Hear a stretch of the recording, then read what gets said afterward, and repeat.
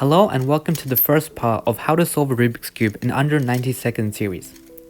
By the end of the video, you should be able to solve the white cross and move on to part 2. If you haven't seen my previous video, where I go through all the Rubik's Cube basics you need to know, I highly suggest checking that out before coming here. It will be in the first link in the description. So without wasting any more time, let's get started.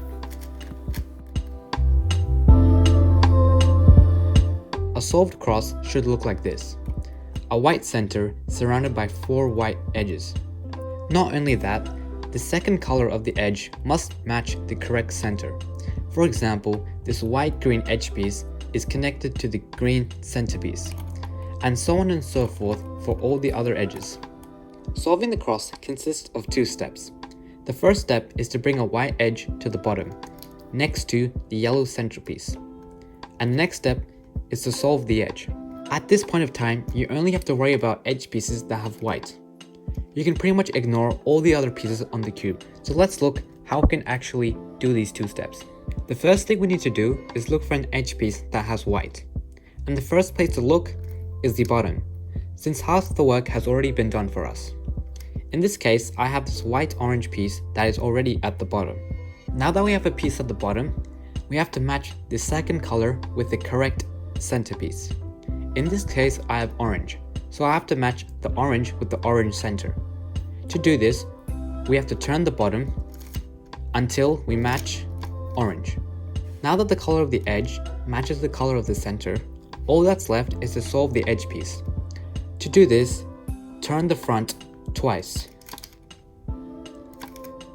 What this does is puts the white in the correct position as well as matches the orange with the orange center. So this piece is now solved. If that didn't make sense, that's okay. I'll go through another example. In this case, we have this white-red edge piece that's on the bottom, next to the yellow centerpiece. Now what we have to do is match the red with the red centerpiece. To do this, turn the bottom until it matches with the red centerpiece. And of course, the last step is to solve it. And this is done by turning the front face 180 degrees. Which again solves the piece. Now, you're not always going to find a white edge piece at the bottom, so we have to look somewhere else.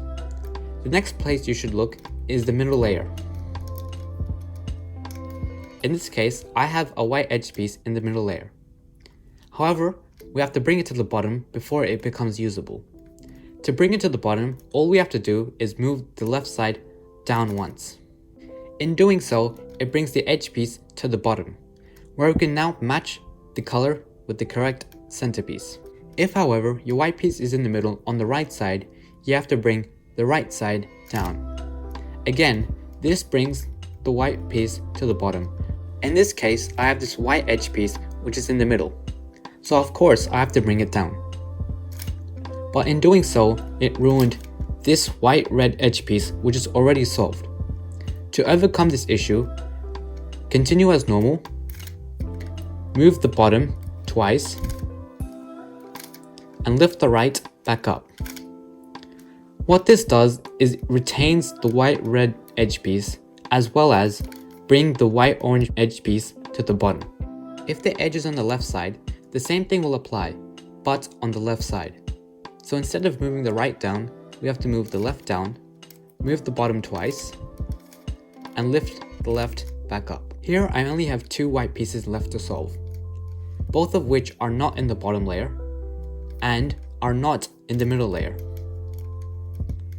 So the last place you should look for an edge piece is the top layer and the bottom layer. In this case, I have this edge piece on the bottom layer. Like before, we have to bring this edge piece to the bottom. To do so, move the face to the left or the right, it doesn't really matter. In this case, I'm going to move it to the right. What this does, it brings the edge piece to the middle layer, where we can now move the edge piece down in one move.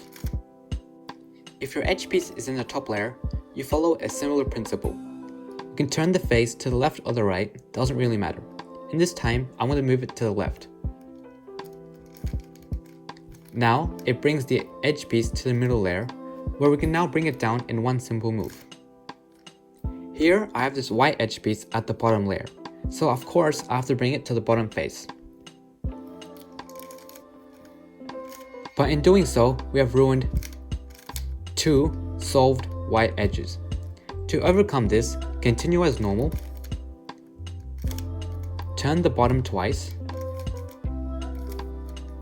lift the right up, and move the face to the left. What this does, it keeps these 2 edge pieces solved, as well as bring this edge piece to the bottom, where we can again continue as normal. Now this is all you need to know to learn how to solve the white cross, and now you can move on to the next step. If, however, you're still confused and need to get a few things cleared up, I will go through a full example solve. The first thing we should do is look for an edge piece that has white. And of course, the first place we should look is the bottom. In this case, I do have an edge piece at the bottom, white and orange. Now we have to match the orange with the orange center by moving the bottom, and now solving it by turning the front twice. Now I have to look for another white edge piece. There is none at the bottom, so the next place I have to look is the middle layer.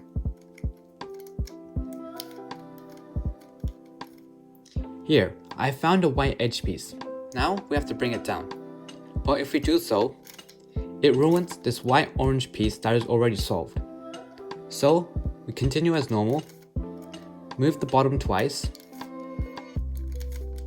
and lift the right back up, which keeps this white-orange piece solved and brings the white-red to the bottom. Now we have to match it with the correct centerpiece, which it already is. And now, all we have to do is solve it. I found the third edge piece, which is in the top layer. So I'm going to move the face to the right, or clockwise if that helps you better. Now all I have to do is move the edge down. But again, we run into a similar problem where the white-orange piece gets ruined. To get around this, continue as normal, turn the bottom twice, and lift the right back up. Now we can solve the edge normally.